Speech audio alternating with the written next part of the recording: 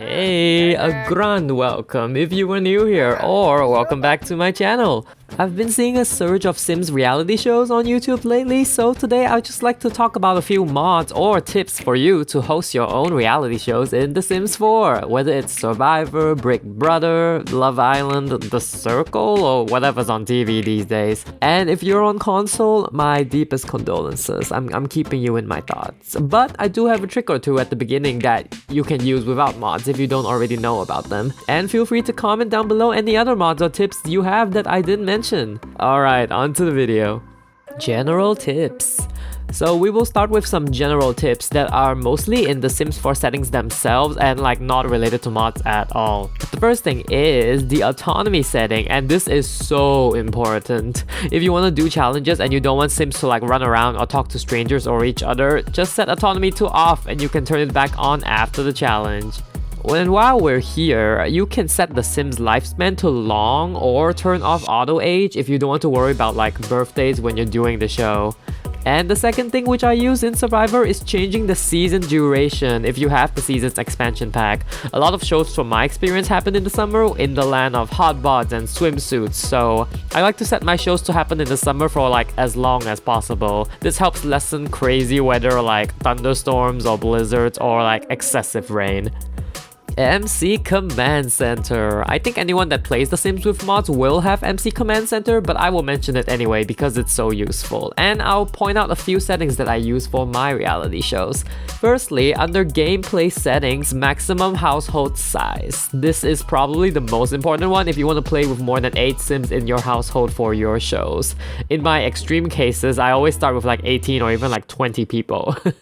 Remember that if you set to more than 8 people, you will need to use the modify in cast option if you want to change the Sims, because if you use like the wardrobe or the drawers, the extra Sims will disappear and you do not want that. And under gameplay settings as well, and this is just personal preference, but I set my game time speed to a little longer than the default, just so the days are a little longer and more can happen with my Sims. Note that this will roll back or like roll front any other save file you have, so beware, but I will show you a tool later so you can have different settings in each save file. And this is more applicable to the Sims Amazing Race, but under MC population settings, other settings, there's a setting called maximum Sims in zone. And the default is 20. This means this is the maximum number of Sims that will appear at any given lot, like including the surrounding areas. This is important if you have a household of like 20 Sims in my case, but you still want other Sims to like appear around the area, like you're not in a ghost town. I didn't change this one time and the airport was basically empty, and I did not like that. And that's mostly the important settings I have, but let me know if you use anything else. MCCC Profiler. This is a tool made by the same creators as the MC Command Center. This is super useful when you have a bunch of settings for your reality shows, but you still want to play in your regular save files, like change it up.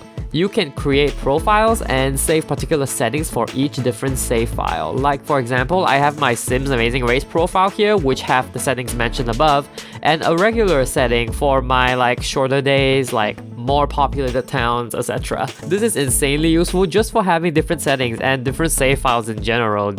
Meaningful Stories by Roberkey. Roberkey is a godsend for this mod, and Meaningful Stories basically overhauls the emotion system to make the moodlets longer or take longer to change, so Sims aren't like angry one minute and then like happy the next and then like sad.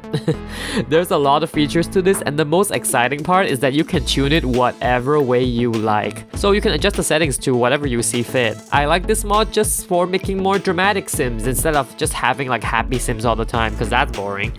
Bienchens, and I'm sorry if I pronounced this name wrong, they have a lot of mods for tiny fixes and stuff, so definitely check out like this whole list. I guarantee that you will find something you like. But this mod, especially the no autonomous phone mod, is so important, just so Sims are not on their phones all the time, because like most reality shows take away your phone anyway. So this ensures that Sims will interact with one another or objects around them and not their phone.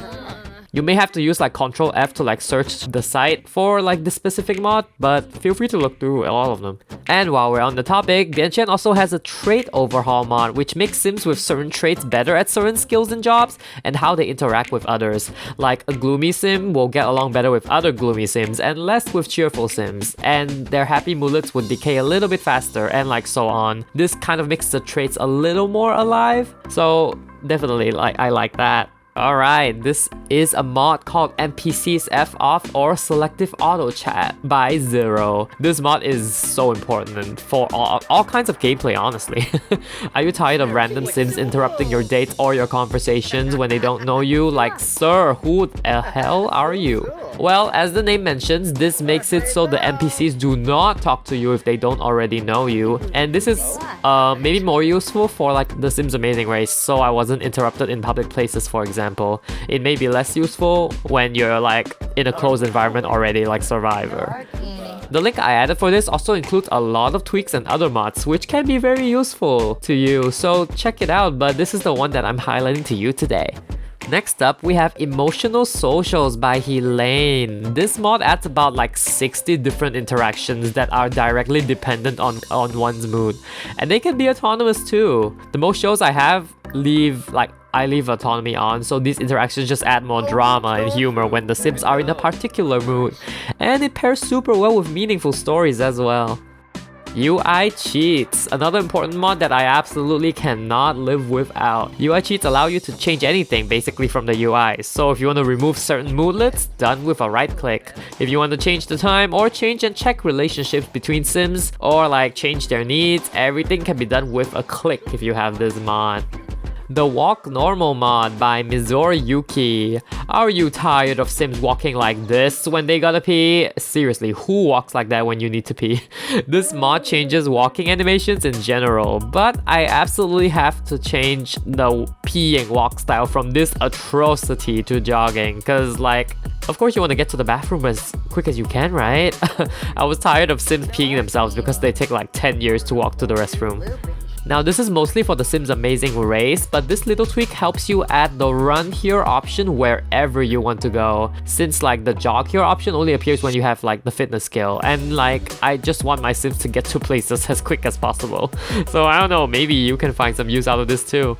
And finally, I have Zerbu's Residental mods. This is mostly useful for the Sims Amazing Race, but also helps gameplay as well. This makes all the world residential, so you can live and travel to Granite Falls and Salvadorada without taking a vacation. I also have another mod by Zerbu which allows you to make like all lot types available, which is very useful if you want a particular lot type to change, like the Chalet Gardens or like the Island Bluffs from Windenburg. Okay, honorable mentions. Now, I'm a person that likes to change like little things about The Sims 4 gameplay, but like nothing too big, at least like in reality shows, if that makes sense. So I'll mention like a few more mods here that are useful, but I personally don't use because they add a little too much for my liking, at least in a reality show standing. But it's your game, so feel free to take it over the top. Slice of Life by Kawaii Stacy. This is a very popular mod, like I'm sure you've heard of it. It adds a lot of realism to the game, from UI effects, health problems, personality traits, and much more. I personally don't want too much of that in a reality show, but this is super popular and can definitely enhance your gameplay.